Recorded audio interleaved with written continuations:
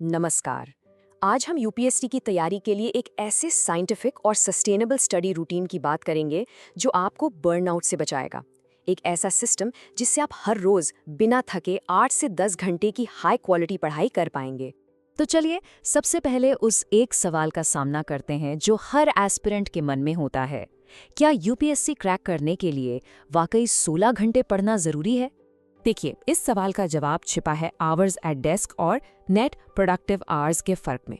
आप भले ही 10 से 14 घंटे अपनी डेस्क पर बिता रहे हों, लेकिन वो समय जब आपका दिमाग सच में डीप फोकस में होता है, जिसे हम एनपीएच कहते हैं, वो असल में सिर्फ 4 से 7 घंटे ही होता है और लॉन्ग रन में यही एनपीएच ही काउंट करता है। तो असलियत यह है कि ज़्यादातर सक्सेसफुल कैंडिडेट्स 15-16 घंटे नहीं बल्कि 8 से 10 घंटे की फोकस्ड पढ़ाई करते हैं। तो आपका गोल ज़्यादा घंटे बैठना नहीं है, बल्कि अपने हर घंटे को ज़्यादा इफेक्टिव बनाना है। इस पूरे सिस्टम को समझने के लिए हम इन 5 स्टेप्स को फॉलो करेंगे। सबसे पहले द प्रोडक्टिविटी ट्रैप को समझेंगे, फिर जानेंगे कि हमारे ब्रेन का ऑपरेटिंग सिस्टम कैसे काम करता है। तीसरा, टाइम नहीं एनर्जी मैनेजमेंट पर फोकस करेंगे। चौथा, एक 8 घंटे के दिन का सैंपल देखेंगे। और आखिर में बात करेंगे कि क्यों कंसिस्टेंसी इंटेंसिटी से ज्यादा जरूरी है। तो चलिए शुरू करते हैं पहले पॉइंट से, द प्रोडक्टिविटी ट्रैप, यानी क्यों ज्यादा घंटे पढ़ने से अक्सर लर्निंग कम हो जाती है। देखिए, जब आप बिना रुके घंटों तक पढ़ते हैं तो आपके दिमाग की वर्किंग मेमोरी पर बहुत ज्यादा लोड पड़ता है। कुछ देर बाद आपका अटेंशन और समझने की शक्ति दोनों ही तेजी से गिरने लगते हैं। इससे होता क्या है, आपकी मेहनत और रिजल्ट के बीच एक गैप बनने लगता है जो फ्रस्ट्रेशन और बर्नआउट पैदा करता है। तो एक बात साफ समझिए, प्रॉब्लम आपके डिसिप्लिन में नहीं, आपके मेथड में है। तो अगर प्रॉब्लम मेथड में है तो सही मेथड क्या है? इसके लिए हमें अपने ब्रेन के ऑपरेटिंग सिस्टम के पीछे की साइंस को समझना होगा। ये हमें बताएगा कि पुराने ट्रेडिशनल तरीके क्यों फेल हो जाते हैं। यहाँ पर सबसे जरूरी कॉन्सेप्ट है अल्ट्रेडियन रिदम। ये हमारे ब्रेन का एक नेचुरल बायोलॉजिकल साइकिल है जो दिन भर में हाई एनर्जी और लो एनर्जी के फेजेस से गुजरता है। स्लीप रिसर्चर्स ने पाया है कि ये साइकिल आमतौर पर लगभग 90 मिनट्स का होता है, यानी 90 मिनट्स वो मैक्सिमम टाइम है जब आपका ब्रेन पीक फोकस बनाए रख सकता है। इसके बाद उसे रिचार्ज होने के लिए एक ब्रेक चाहिए ही चाहिए। और आप इन फेजेस को खुद पहचान सकते हैं। हाई फेज में आपको हाई मेंटल क्लैरिटी महसूस होगी, आप फ्लो स्टेट में होंगे। वहीं लो फेज में आपको बेचैनी होगी, बार बार उबासी आएगी या ध्यान भटकेगा। ये आपके ब्रेन का सिग्नल है कि अब ब्रेक का टाइम हो गया है। और इन सभी साइकिल्स का फाउंडेशन है नींद। याद रखिए, नींद कोई डाउन टाइम नहीं है, ये एक एक्टिव प्रोसेस है जब आपका ब्रेन दिन भर की इन्फॉर्मेशन को कंसोलिडेट करता है और आपकी मेहनत को एग्जाम परफॉर्मेंस में कन्वर्ट करता है। रिसर्च साफ दिखाती है कि नींद की कमी से नई मेमोरीज बनाने की ब्रेन की क्षमता में 40% तक की गिरावट आ सकती है। जहां 8 घंटे की नींद आपको अपनी 100% पोटेंशियल देती है, वहीं 4-5 घंटे की नींद इसे घटाकर सिर्फ 60% पर ले आती है।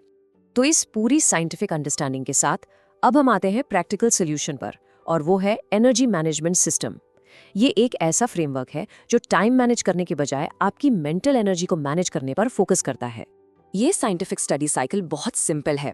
स्टेप 1, 90 मिनट तक किसी एक सब्जेक्ट पर डीप वर्क करें। स्टेप 2, 15 से 20 मिनट का स्ट्रेटेजिक रेस्ट लें, और ये मैंडेटरी है, ऑप्शनल नहीं। स्टेप 3, ऐसे 3 से 4 साइकिल कंप्लीट करें। और स्टेप 4, अपना सेशन तब खत्म करें जब आपका फोकस गिरने लगे, ताकि अगले दिन के लिए एनर्जी बची रहे। अब सवाल ये है कि इन स्टडी साइकिल्स में करना क्या है। इसके लिए आप 70-20-10 रूल फॉलो कर सकते हैं। अपने प्रोडक्टिव आवर्स का 70% टाइम कॉन्सेप्ट बिल्डिंग पे लगाएं, 20% टाइम एमसीक्यूज और आंसर राइटिंग की प्रैक्टिस में, और 10% टाइम एक्टिव रिकॉल के थ्रू रिवीजन में। इससे आपकी तैयारी बैलेंस्ड रहेगी। तो चलिए अब थ्योरी को प्रैक्टिस में बदलते हैं और देखते हैं कि ये सिस्टम एक 8 घंटे के दिन में असल में कैसा दिख सकता है।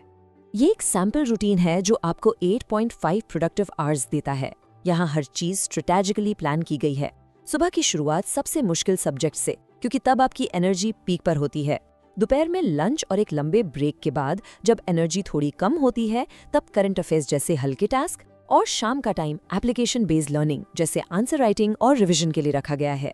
तो इस टाइम टेबल के पीछे के प्रिंसिपल्स बहुत सिंपल लेकिन पावरफुल हैं। सुबह का टाइम नई और कॉम्प्लेक्स कॉन्सेप्ट्स के लिए, दोपहर का टाइम हल्के टास्क के लिए, शाम स्किल बिल्डिंग के लिए, लंच के बाद एक लंबा ब्रेक और हर सेशन के बीच छोटे ब्रेक्स रिकवरी के लिए ज़रूरी हैं।